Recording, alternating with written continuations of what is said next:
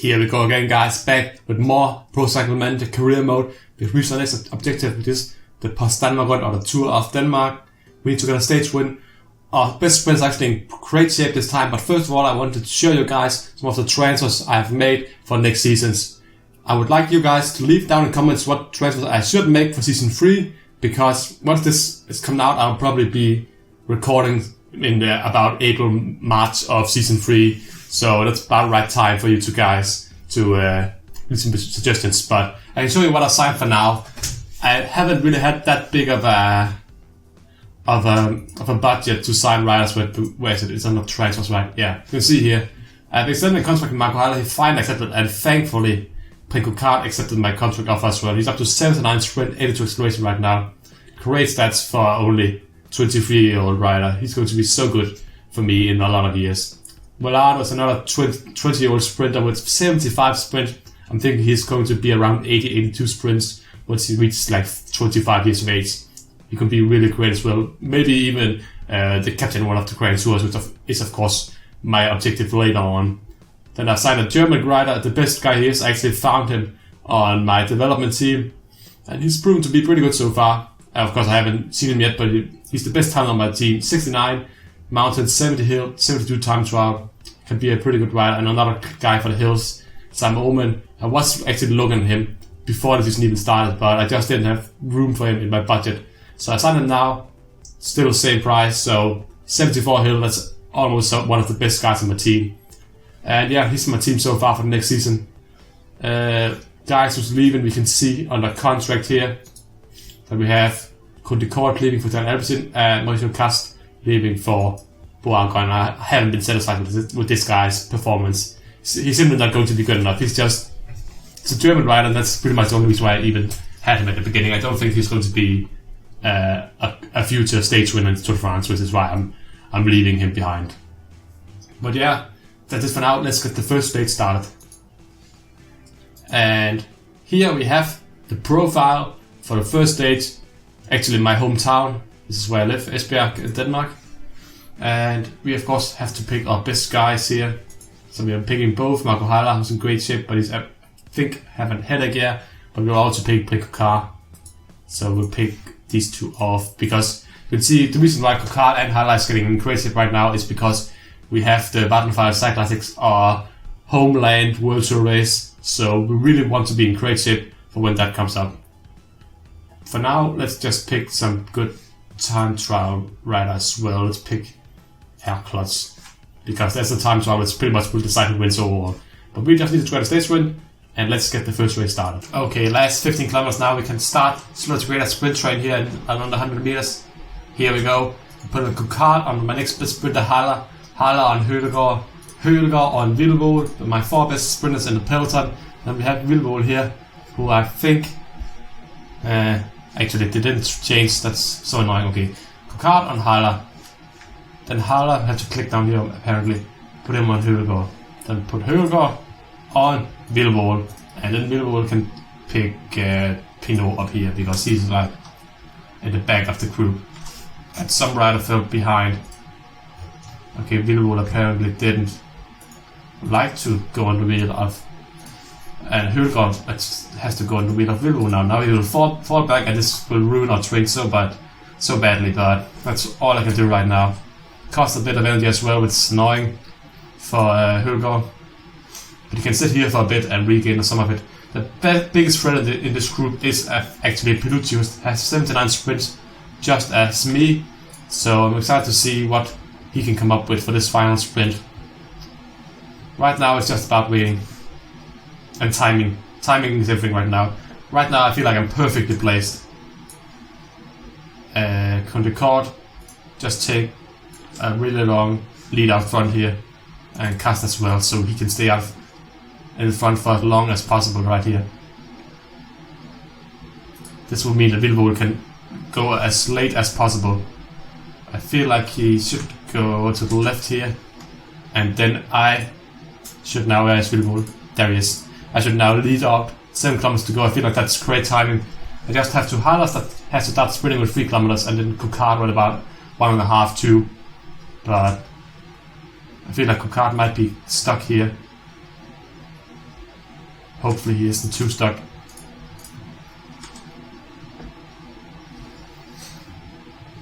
Okay, we caught up with the almost remaining of the breakaway. Smukulis here, still out in front. Now Højgaard, I think he can take over now. Yeah, he should be able to take over now. And Millwall can fall back. Kokard is on the wheel, so that's great news. They are all here. Is that a train coming up here? Marini, or he's just... I think he's missing his sprint actually. Ratzo Sutton comes up here, but I think they lost a lot of energy doing that little sprint here. So now we just have to get Haller ready now. He does have a headache, so I don't know how strong he is. I should have used him before Højgaard. But Werner is in front of the peloton. Chris Sutton is it? Ratto. Now we have to go with Kokard. Marco Haller's done all he can. I feel like I'm a bit too late again here. Then Oss is coming. Pelucci is coming from behind. Ødegaard. Oh, Pelucci is going to win this time. He's stronger than me. But second place is okay, I guess. I just need to get a bit better lead out. I think we got the stage next time. Let's get to the next one. Okay, last 16 kilometers again. Once again, it's been a lot of wind today, so it's a bit tougher for my guys, especially my lead out men. I'll have to get to put Kokard on Haller, because Haller is pretty strong today. Haller then can go on who's strongest. Wilwijk seems stronger than Højgaard. And then we'll pick Wilwijk down here, put him on Højgaard's wheel, and then Højgaard, for the last remaining rider, has to find some wheels to go on here. But it will be tough. At least Kokard is better shape. He was +1 yesterday, where we got second place. It was -4. That I think might have made a difference between winning and getting second place. Hopefully we'll get a better result this time. Let's put him on Mørkøv actually.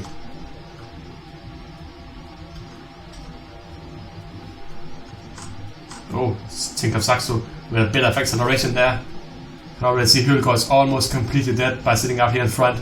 He doesn't have much energy left. It's going to be a quick burst from Wilwijk, and I think I'll probably just leave Højgaard behind today because doesn't have any energy left for doing anything today. Hopefully I can get the entire train with me here. Kokard. Oh, I got him through. Please don't get blocked by that TINKOFF Saxo rider here. Bonifacio is the train just behind me. Wilwijk is doing his all right now. The IM train is looking pretty good as well, but they're stopping now, and I got a bit of a gap with Marco Haller here. And now Haller has to sprint. I got Ødegaard. He was pretty good actually on the last day as well in my wheel, but I feel like I got this stage right now. Marco Haller seems to be much faster once we go through a barrier here.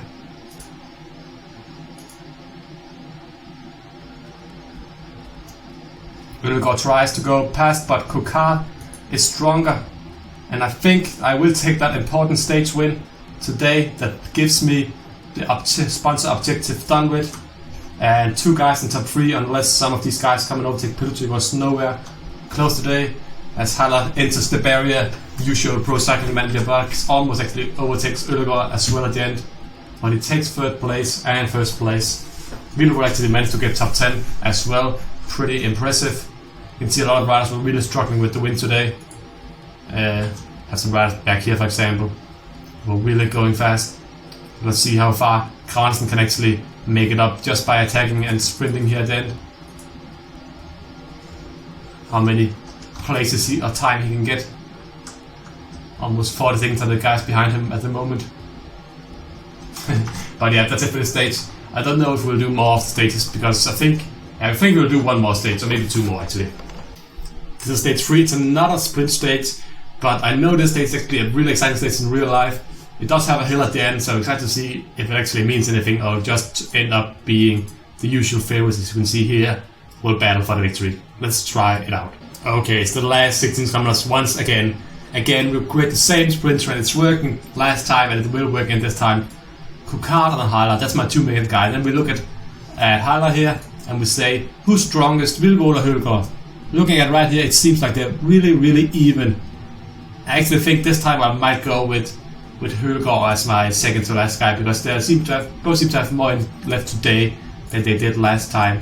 Now if the right click might work, then it would be nice. And then we put Højgaard on Wilvold, of course, and then we'll pick Wilvold and pick a guy up front. We'll probably pick one of what's he called, Pelucci's teammates. We'll pick Pinot here. And then it's just seeing what can happen now. We have Carlsen today actually doing something. So far he's just been waiting behind for me, getting bottles for my train. But now I think I might actually put some use into him today. Put him on the train to be not the lead out man, but the guy in the train out in front. And then I can pick Coquard. But Coquard right now is a bit stuck, it seems. He does get out here from Pelucci's wheel and onto Marco Haller's wheel. Hopefully he can stay on. It seems like he's not really staying on, which annoys me a lot. But now we'll have Wilvold go. This is the time. Usually I did the Wilvold as well. And then go. And we have Carlsen here slow down, because that means that the guy behind him, who is Pinot, then has to close a little gap here. We have Chris Sutton, that's the strong rider. He came third, I think, or fourth last time. Just get blocked off by a guy from the breakaway though. That's pretty good news to me. We have a train on Coquard's wheel, but there is a hill at the end. I had to remember that. It could be good for Marco Haller, but we will also see a lot of the more climber type riders be up here, I expect to at least. Wilvold can jump off now. Let's see the finish here. It isn't really yet, but it will be here soon. When Marco Haller starts his sprint, that's when the climb will really start, I think.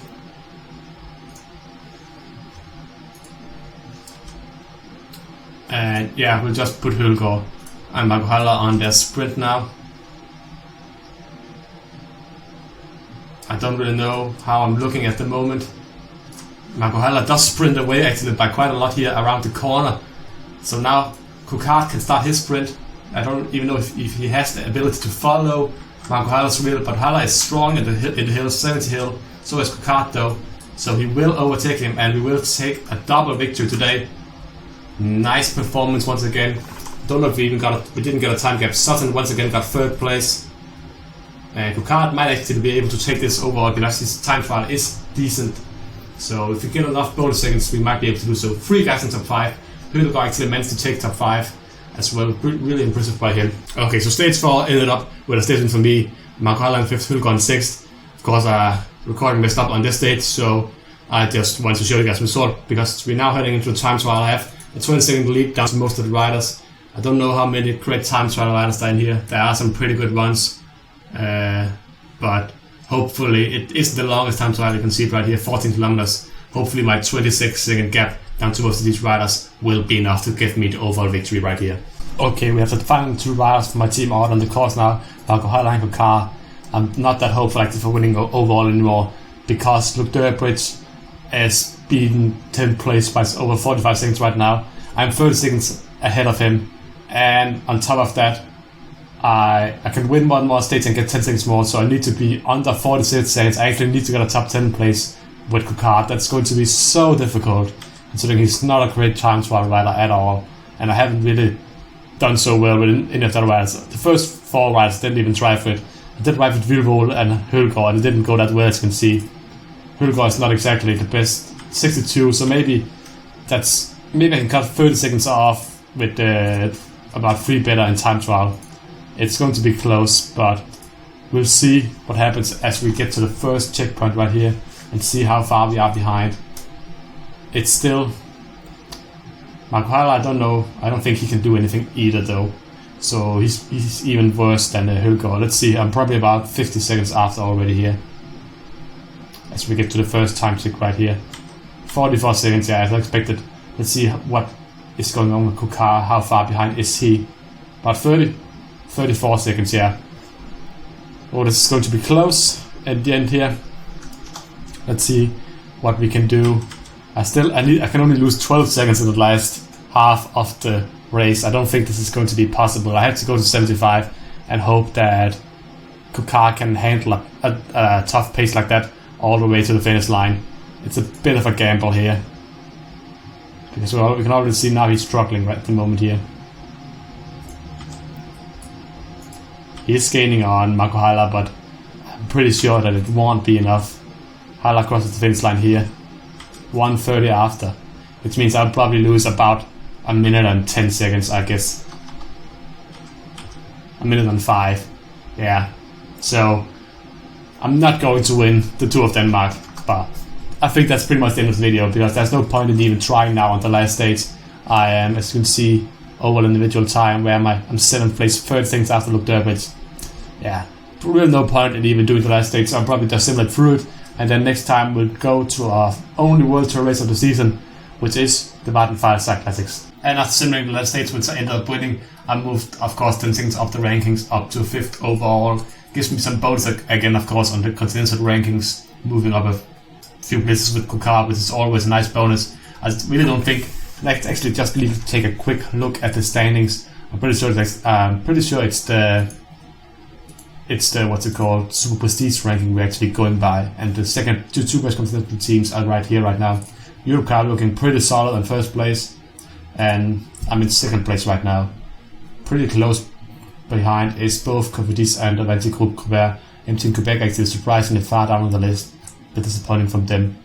But right now we are looking to get promoted to the World Tour next season, which should get us a bigger budget for season 3 then. So hopefully we can get promoted, and yeah, that would be great news. But for now, this is the end of the video. Next time we'll do only one race, but it's a really important one. It's the Vattenfall Cycling Classics. It's a 4-star objective for our sponsors, so we need to get a top 3 finish. It's going to be really difficult, but we have a strong rider in Preko Car who's in great shape. Hopefully he can do us proud. See you guys next time. Goodbye.